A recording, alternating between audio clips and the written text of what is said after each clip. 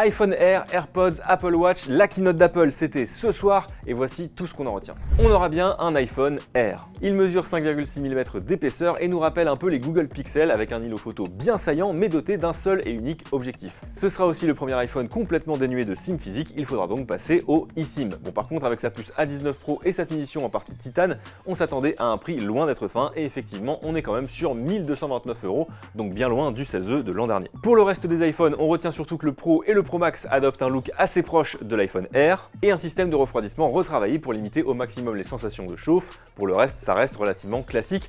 On vous affiche les tarifs à l'écran et on enchaîne avec l'audio. Parce que oui, les AirPods Pro font leur grand retour avec leur troisième version. Leur design ne change pas, mais on a une myriade de nouveautés, de la traduction en direct avec Apple Intelligence, un cardio-fréquence-mètre connecté à l'app Santé et une réduction de bruit annoncée comme encore meilleure que sur les précédentes générations, alors que c'était déjà du très bon jusque-là. Et bonne nouvelle, le prix baisse à 250 € contre 280 € pour la génération précédente, et oui, j'ai bien vérifié, on est toujours chez Apple.